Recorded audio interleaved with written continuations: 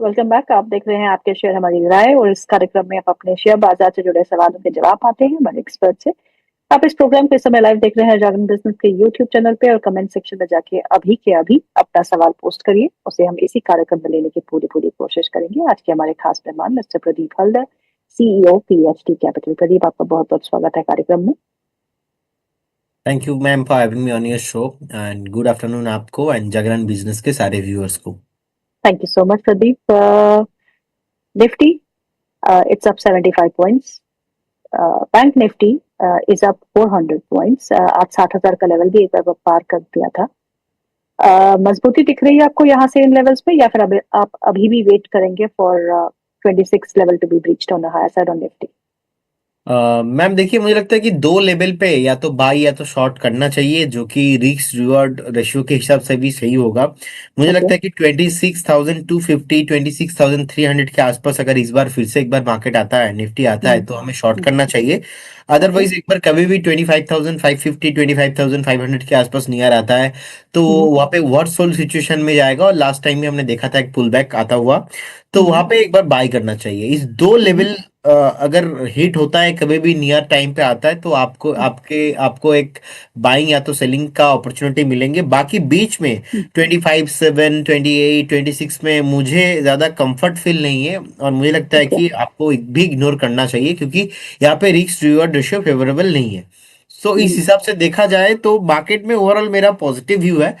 मुझे ओके। लगता है कि आपको पॉजिटिव व्यू भी रखना चाहिए, क्योंकि हमने लास्ट वीक भी देखा था कि 25,500 के नीचे नहीं गया। अभी थोड़ा जो रेंज है सपोर्ट अगर हम देखेंगे, 25,500 25,470 60 स्ट्रॉन्ग सपोर्ट जोन है। जब तक इसके ऊपर है, ये अप ट्रेंड कंटिन्यू रहने वाला है। यानी कि आप रेंज को प्ले करेंगे, नीचे की तरफ जब भी स्टॉक जी इंडेक्स आता है तो आप वहां खरीदारी करेंगे, और जब भी ऊपर की तरफ 26,200 300 के लेवल जाते हैं तो वहां बिकवाली करेंगे। अभी भी है कन्विक्शन जो है ये रेंज को प्ले करने का ही है। फ्रेश पोजीशंस बीच में मिडवे लेने में कोई फायदा नहीं है। That's what you ji want to say Pradeep, है? जी जी जी। अच्छा, बैंक निफ्टी पे आपका क्या नजरिया बन रहा है? बहुत ही करीब है हम ऑल टाइम हाई के। आज भी एक अच्छा मोमेंटम के बाद थोड़ा बहुत फिजल आउट तो हुआ है, ऊपर के लेवल से हमको मुनाफा वसूली देखने को मिल रही है, but is bank Nifty better placed? और अगर बैंक निफ्टी अच्छा प्रदर्शन करेगा तो निफ्टी को तो ऊपर जाना ही पड़ेगा। जी देखिए, मुझे लगता है कि बैंक निफ्टी थोड़ा ज्यादा स्ट्रांग ही है, क्योंकि एक्सिस बैंक का चार्ट भी स्ट्रांग है। इनफैक्ट हम्म। एचडीएफसी ऑलरेडी पिटा हुआ है, और आईसीआईसीआई का चार्ट भी बहुत बढ़िया लग रहा है। तो हम्म। मेन दो तीन जो स्टॉक है जहाँ पे वेटेज ज्यादा है, सो वहाँ हम्म। पे ज्यादा गिरावट मुझे नहीं दिख रहा है। इस हिसाब से देखा जाए तो एक बार ना 60 को होल्ड करना चाहिए बैंक निफ्टी, क्योंकि आज का भी हाई देखेंगे 60,160 के आसपास हाई लगा के फिर से थोड़ा नीचे आया है। सो मुझे हम्म। लगता है कि अगर 60,000 के ऊपर एक क्लोजिंग मिलता है, तो फिर हम्म। से ना बैंक निफ्टी में एक बार 60,800 एंड 61,000 तक जाने का हाई पॉसिबिलिटीज बन रहा है। So okay. बैंक निफ्टी में पॉजिटिव व्यू रहेगा। फिलहाल अभी एक बार 60 के ऊपर अगर सस्टेन होता है, तो देन हमें एक बार व्यू यहाँ पे पॉजिटिव रखना चाहिए। आज के धुरंधर स्टॉक्स की अगर हम बात करें तो वो है इन्फोसिस और टेक महिंद्रा और विप्रो। तीनों ही स्टॉक्स जो है top 3 stocks, gaining stocks of Nifty. Infosys 5.5% ऊपर इस समय है, टेक महिंद्रा 5% ऊपर है, विप्रो में भी 3% का इजाफा देखने को मिल रहा है। आपको क्या पसंद है इन तीनों? देखिए मुझे लगता है कि तीनों स्टॉक ही बहुत बढ़िया एक रैली दिखाने के लिए अभी रेडी हो रहा है।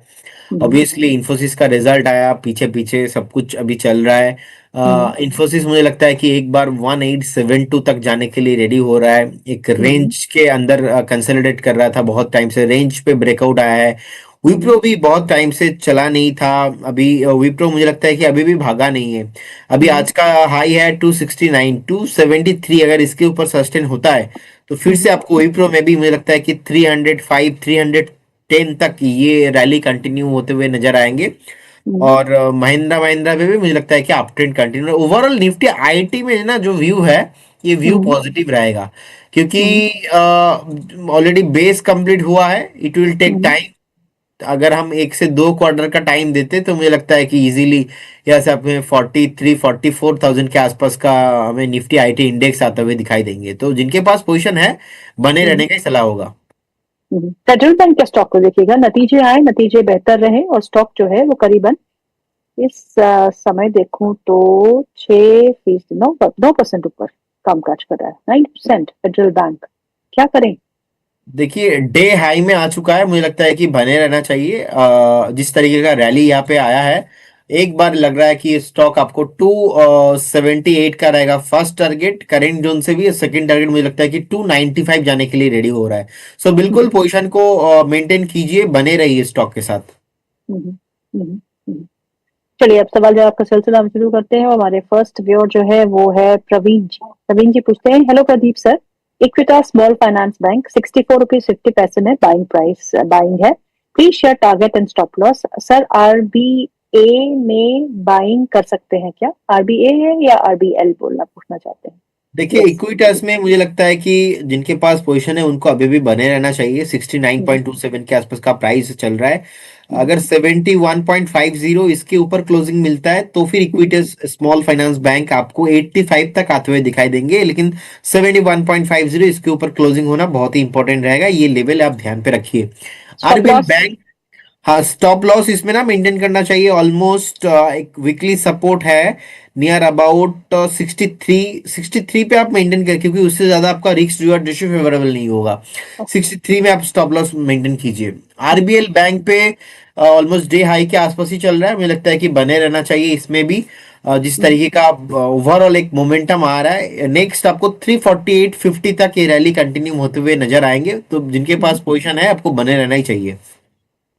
ओके। अगला सवाल जो है वो अनूप जी का है। वो पूछते हैं आईओसी के बारे में। उनके पास 400 के करीब आईओसी के शेयर है जो उन्होंने 167 रुपीज 54 पैसा में लिए है। माई हॉराइजन इज 1 to 2 months, यानी कि 1 से 2 महीने तक वो निवेशित रह सकते हैं। Is it a good idea to hold them? क्या मैं आईसी सॉरी आईओसी के शेयर को होल्ड करूं या नहीं? देखिए मुझे लगता है कि इंडियन ऑयल कॉरपोरेशन आईओसी अभी 160 के आसपास का प्राइस चल रहा है। रिसेंटली एक करेक्शंस में आया था, वो हेल्दी करेक्शंस कंप्लीट होते हुए नजर आ रहा है, और जिस तरीके का फिर से पुल बैक है, मुझे लगता है कि 160 जाने के लिए, 168 जाने के लिए रेडी हो रहा है। 168 क्रॉस होने के बाद ना आपको एक बार 175 178 तक भी आते हुए दिखाई देंगे, लेकिन 178 पे मल्टीपल रेसिस्टेंस है, और इससे पहले भी हमने देखा बार बार सेलिंग प्रेशर आता है। तो मेक श्योर अगर आपके पास है बने रहिए। 177 168 के आसपास शॉर्ट टर्म व्यू है तो एक बार पार्शियल प्रॉफिट बुक करने का भी सलाह रहेगा। ओके। अगला सवाल जो है वो नाम नहीं लिखा, मदरसन सोमी पे है। कहती है स्टॉप लॉस कहाँ लगाऊं? उनकी खरीदारी जो है वो 49 रुपीज पे है, तो कहती है स्टॉप लॉस कहाँ लगाऊं? देखिए अभी तो प्राइस चल रहा है 45 के आसपास का।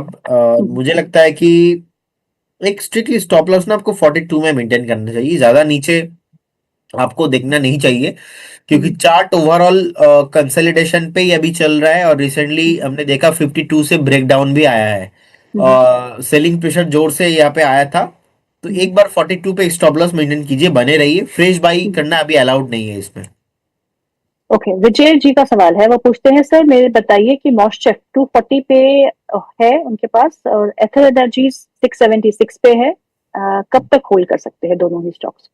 देखिए एथर एनर्जी मुझे लगता है कि 624 के आसपास है। 620 पे एक स्ट्रिक्टली स्टॉप लॉस मेंटेन कीजिए, एंड शॉर्ट टर्म व्यू अगर है तो यहाँ पे आपको अभी एंट्री नहीं लेना चाहिए, क्योंकि जिस तरीके से स्टॉक नीचे आ रहा है, जब तक ये फिर से 675 को ब्रेक नहीं करेगा ना, आपको अगेन ये मोमेंटम नहीं दिखा पाएंगे, क्योंकि मोमेंटम जो है ये वीकनेस नीचे के साइड में ज्यादा आ चुका है।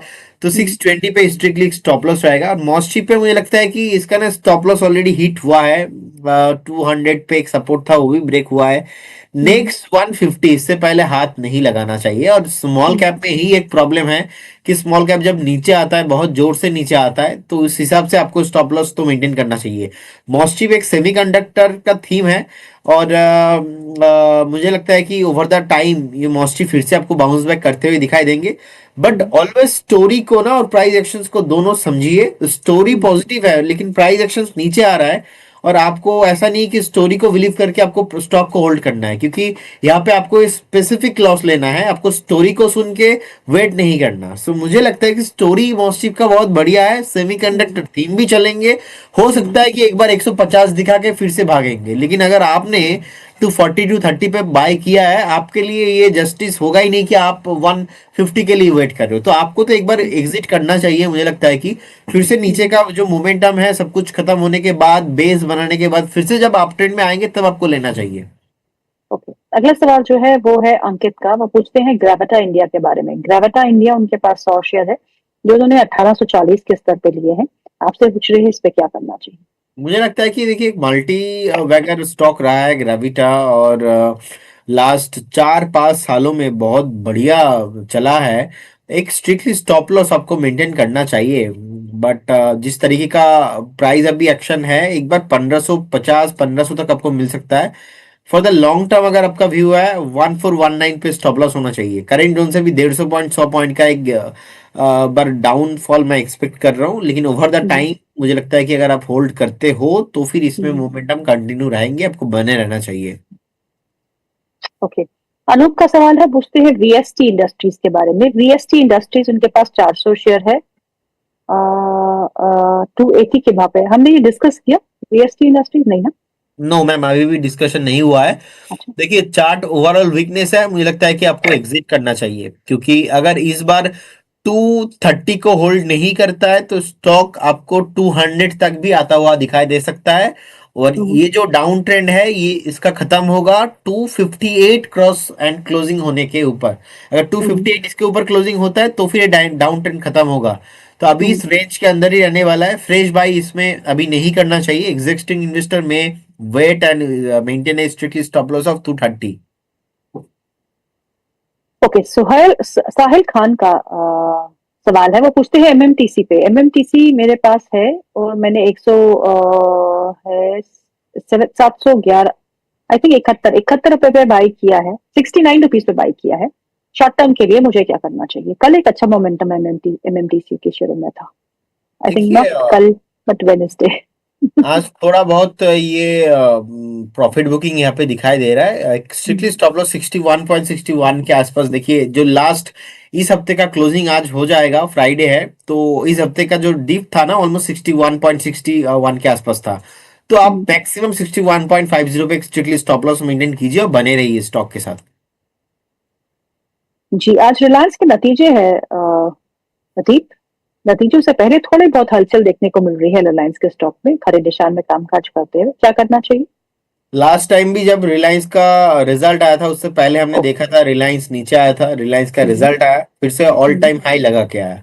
इस हम्म, बार ऑलरेडी रिलायंस करेक्शंस हो चुका है, and I don't hmm, think यहाँ पे ज्यादा कुछ करेक्शंस होने का संभावना तो मैं देख नहीं पा रहा हूँ। जो पॉसिबिलिटीज है हम्म, वो बेसिकली आप साइड में ही ज्यादा मेरे को दिखाई दे रहा है, क्योंकि हम्म, अगर ऐसा कुछ अनएक्सपेक्टेड चीजें नहीं होता है हम्म, तो फिर यहाँ पे ज्यादा नीचे का साइड में आपको नहीं दिखाई देंगे। स्ट्रिक्टली स्टॉप लॉस आपको 1430 पे मेंटेन करना है, और एक स्टैगर मैनर पे बाय करने का सलाह रहेगा। इनफैक्ट करेंट जोन से भी मुझे लगता है कि बिफोर द रिजल्ट आपको बाय करना चाहिए, क्योंकि अगर आपका व्यू लॉन्ग टर्म है तो एक हम्म, रिजल्ट से आपको ज्यादा फर्क पड़ने वाला है नहीं। और हम्म, स्टॉक भी अच्छा खासा करेक्शन हो चुका है, आप देखेंगे 1600 से करेक्शन होते होते अभी तो 1456 में आके खड़ा है। सो हम्म, आप 1430 पे एक स्ट्रिक्टली स्टॉप लॉस मेंटेन कीजिए, बने रहिए, हम्म, फ्रेश बाय करके जाइए, आपको इजीली 1550 एंड अबव प्राइस आते हुए दिखाई देंगे। इस बीच निफ्टी में एक रिएक्शन